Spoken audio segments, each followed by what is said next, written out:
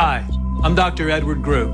It took me 20 years of searching the globe to find the deposit of the highest purity iodine available. The new Survival Shield X2 is mined from 7,000 to 10,000 feet below the earth in pristine, environmentally clean conditions. The iodine crystals we use are extracted from an ancient 300 million plus year old deposit deep in the earth. It's the strongest nascent iodine on the market today. It delivers 650 micrograms per drop. Experience the new formula. Experience the ancient purity. Shield your family. Survival Shield X2. Available now at InfoWarsLife.com. X2 from InfoWarsLife.com or call toll-free 888-253-3139. Crashing through the lies and disinformation. It's Alex Jones on the GCN Radio Network.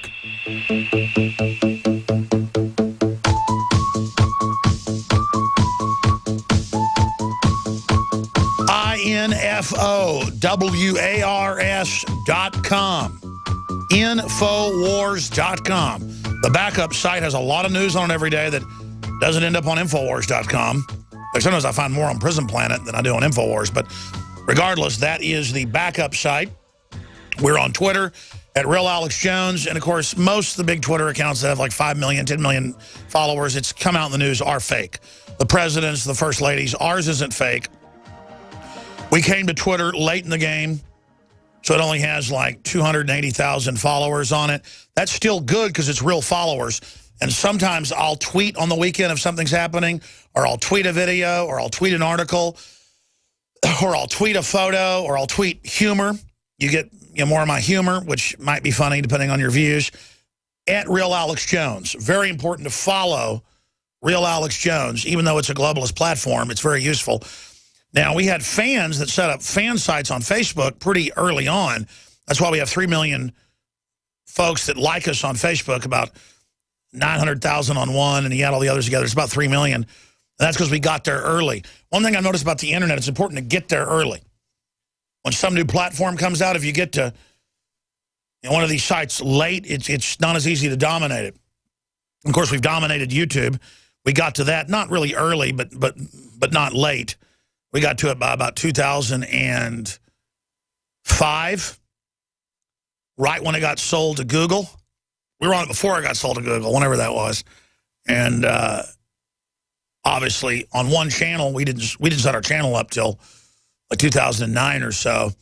And that one has 400 and something million. But all put together, 800 million on big channels alone of people that have seen our videos. And that's just big channels. I can't even track all the others. And I'm not tooting our horn. I'm saying people are awake. Liberty is popular. And now the IRS has been exposed, being political, going after people who are innocent, but it's a fraud to begin with. Didn't get set up till 1913. The average American didn't pay money to the IRS till the 1950s. And here's a headline from the New York Times in 2000, April 16th. IRS more likely to audit the poor and not the rich. And since then, I've seen that headline over and over again where I mean, there's not auditors for Warren Buffett, boys and girls. But if you own a car dealership, you're getting audited every year. If you own a restaurant, you're getting audited every year. That's what the poor people think are rich people. Or if you make $20,000 a year, $30,000, those audits went up in 2013. They reported this year, and of rich went down even more. But I'm ranting. I want to give Mark Adams, investigative journalist, the floor, and then a new article that just went live on Infowars.com. North Carolina sheriff to residents fight back against crime by taking up arms.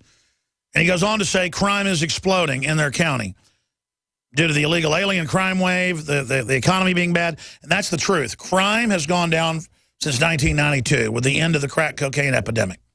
I remember when I was a kid growing up in Dallas, there'd be sometimes 4 murders a day, 5 murders a day. I remember hearing, 20 murders in the last 3 days over the weekend. Dallas had the highest crime rate, worse than Chicago when I was growing up. But it was more than that. They think it was the lead and the fuel made people violent or something. I mean, you know, I grew up where if you looked at somebody wrong, they would just jump out of their truck while it was moving and just run towards you. I mean, it was just like fist fights constantly. People get, I mean, and I lived in a nice neighborhood. And people were shooting each other and stuff sometimes. You know, it was like wives shooting husbands, you name it.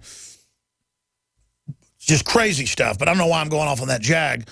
The point is, since guns became so incredibly popular and concealed carry came out, that the FBI even admits that's one of the largest reasons crime's gone down. Also taking lead out of the fuel.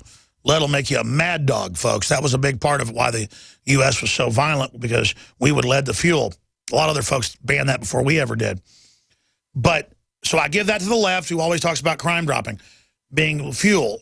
That's part of it, but the guns are the biggest, because lead was out for a long time. Crime went down some and then down even more by the mid-90s, 2000, and through that, when the lead had already been out by the 80s. But I'm going to go back to my guess. You know how I love factoids. But now, because of the economy being in a depression in most areas and methamphetamine and the rest of it, crime, muggings, shootings, people knocking out the window in your car, people stealing your bag when you go to the bathroom at the restaurant. Petty crime is off the charts. And what's happening is people trying to carjack. Carjack's coming back. It's not as bad as it was since concealed carry came in, but it's coming back. They're just getting killed. Muggings are going up. They're getting killed. So the sheriff, we're going to play the clip after our guest leaves us and Ventura joins us. He says, get guns, learn how to use them, because the sheriff's department is overwhelmed, and departments are saying this everywhere. Start shooting these people. Somebody tries to mug you, tries to break in your car, grab the revolver, shove it in their chest, pull the trigger till they're dead, till they're off of you. And that'll teach all these people to go out and get a job and work and not go around knocking people on the head. Let's go ahead and go back to our guest, Mark Adams, the investigative journalist who's writing a book about Congressman George Hansen, who was arrested, tortured. He's getting into earlier congressmen and senators that were persecuted. Then I want to get into his torture and when your book is coming out. Go ahead, sir. Well, thank you, Alex. One thing I want to point out here, it was the Life magazine article that really sabotaged Senator Ed Long. He lost the primary election in August 1968. Life magazine never published a retraction, even though it was proven that he was innocent of those charges that were put forth in the article. Well, on August 6th, 1968, 46 years ago today, the IRS Commissioner, Sheldon Cohen, called Bill Lampert, the associate editor at Life magazine, to offer them his congratulations. And by the way, we're showing the New York Times article as you speak. Go ahead. Yes. Now, Bernard Fensterwald, he was chief counsel to Senator Long's committee. He also did not mince words. He came right out and warned senators and congressmen who are not scared of looking into the IRS have to be crazy, because the IRS will just ruin your career. And they should have all gotten together as a coalition against cowardice and all come out, or even 30 or 40, and then they couldn't bring them all down. But instead, cowards all sit down while great men like Congressman Hansen are tortured. Yes. Well, one senator who came forward was Senator Joseph Montoya. He was a Democrat from New Mexico. He chaired the IRS Appropriations Subcommittee. And in 1972, he started lining up witnesses to testify before his subcommittee about IRS atrocities. Well, in 1975, he was sandbagged when IRS operatives colluded with Bob Woodward and the Washington Post. IRS chief blocks audit of Montoya's taxes. Well, that was the screaming headline on the October 19th, 1975 edition of the Washington Post. And that article by Bob Woodward has got all the appearances of a real work of sabotage. Right there at the beginning of the article, Woodward states that Montoya, Senator Montoya, had been twice recommended for prosecution because he allegedly failed to file returns going back to World War II they were looking at, 1945 and 1946. But then, 4 paragraphs later, Woodward writes, there is no evidence that Montoya has illegally evaded taxes. For those that don't know, Bob Woodward, I'm not defending Nixon, was naval intelligence, and that was a total setup. They were giving him all the intel to bring down the presidency, to bring in a soft queue of bureaucrats. So anytime Woodward or Bernstein, especially Woodward, are involved in something, you got to look out. Well, yes. In fact, what Montoya was doing was he was making people nervous. He was going full throttle to, again, show America how the IRS behaves like a Gestapo, preying on defenseless Americans.